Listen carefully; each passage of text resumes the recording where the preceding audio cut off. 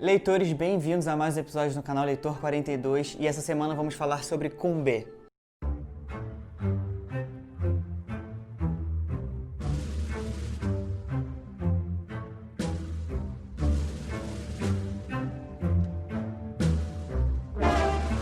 Antes de mais nada, eu já peço desculpa em relação à pronúncia. Tem alguns termos aqui nessa HQ que tem essa origem africana e eu não tenho conhecimento nenhum sobre esse assunto. Aliás, se você acompanhou o nosso Instagram lá no @leitor42, eu falei que devido a gente estar vindo agora do mês da consciência negra, hoje é dia 1º de dezembro, mas tá valendo ainda. Eu vou fazer um mês inteiro falando só sobre autores negros, especialmente por dois motivos. Primeiro porque, para espalhar um pouquinho mesmo esse conhecimento, porque antes de eu me propor a fazer esse mês aqui, eu não tinha esses livros e eu devia ter uns 2 ou 3 autores aqui na minha estante.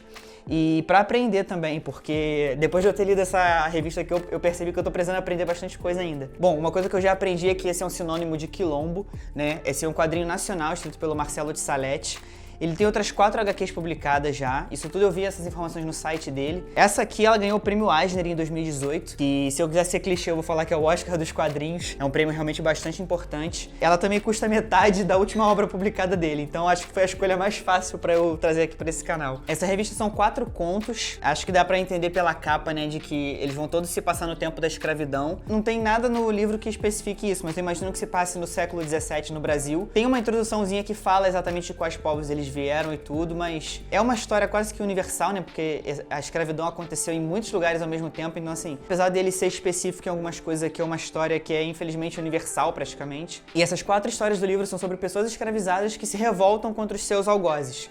Esse nível de vingança, digamos assim, varia de uma história para outra. Tem algumas aqui em que as pessoas só querem fugir, e em outras elas realmente querem punir os seus captores, né? Isso vai um pouquinho de história para história mesmo. E o que é mais importante nessa revista é o protagonismo negro. Como eu falei, eu tenho pouquíssimos livros aqui de autores negros. Eu acho que eu não tinha nenhum que falava sobre escravidão de fato. Se você parar pra pensar no cinema, por exemplo, uns filmes que são excelentes, assim, não tô dizendo que são filmes ruins, mas 12 anos de escravidão, Tempo de Glória, Um Estado de Liberdade, Django, assim, são ótimos filmes, mas o que é que todos eles têm? Um branco que eventualmente salva o dia. Esse recurso é tão repetido no cinema que eles têm lá um termo pra isso, que é tipo um branco salvador. Se essa narrativa se repete ao ponto de eu ficar cansado, imagina quem é negro e tá vendo as suas histórias sendo protagonizadas de novo por pessoas brancas, sabe? E eu sei até que algumas dessas épocas são baseadas em acontecimentos reais e tudo, mas como esse quadrinho prova, dá pra você contar boas histórias focando nas pessoas negras, principalmente na humanização delas. Aqui, como eles são os protagonistas, né?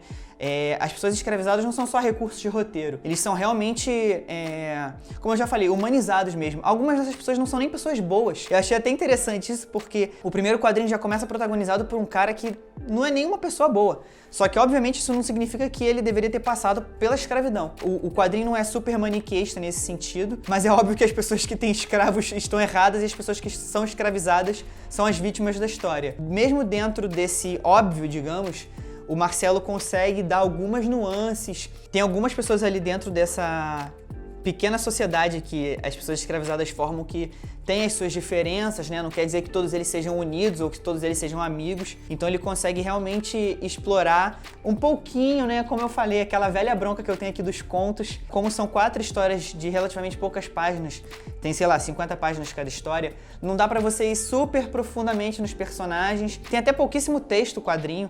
Ele conta muita coisa usando a narrativa um pouco mais visual, né? O traço dele, assim, é bem característico. No site você vê uma prévia, assim, das outras histórias dele. O traço dele é bem marcado, assim, em todas as histórias, é bem parecido. Ele é bem sóbrio, é bem pesado, então eu acho que combina bastante com essa temática. Eu não sei se eu falei no início do vídeo, mas todas as histórias deles lá são protagonizadas por personagens negros. Ah, e caso não tenha ficado óbvio, assim, tem umas cenas bem fortes nesse quadrinho, né? Eu imagino que você vai deduzir isso sozinho, mas fica o aviso, assim, não é para os leitores mais sensíveis, digamos. Aqui no final do livro tem um glossário também que talvez eu devesse ter lido antes de ler os quadrinhos de fato. Tem alguns termos, né, de religiões, de cultura africana como um todo que ele usa no quadrinho e, obviamente, ele não vai parar para explicar isso dentro da narrativa. Como eu falei, assim, ele usa realmente pouquíssimo texto, só o essencial, digamos. Então não caberia ali uma nota de rodapé, acabaria poluindo um pouquinho a história, mas eu acho que se você já tem um conhecimento, como eu falei, assim, Isso aqui tá servindo para me tirar um pouquinho da minha ignorância também.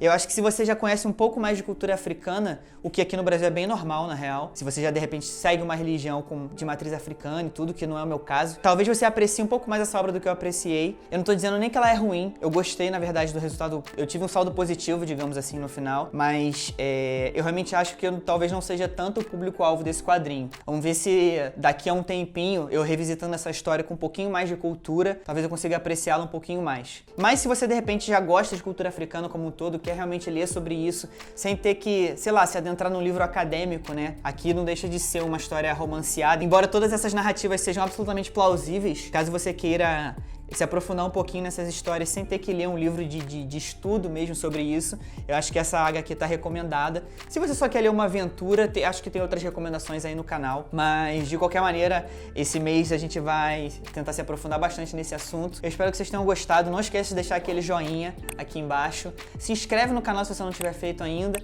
e compartilhe os vídeos, é bastante importante pra gente espalhar aqui, o canal crescer e, enfim, ajuda a gente pra caramba. E eu quero muito falar do Pantera Negra esse mês também, não sei como é que vai ficar essa situação, mas já fica aí todo esse mês em homenagem ao Chadwick Boseman.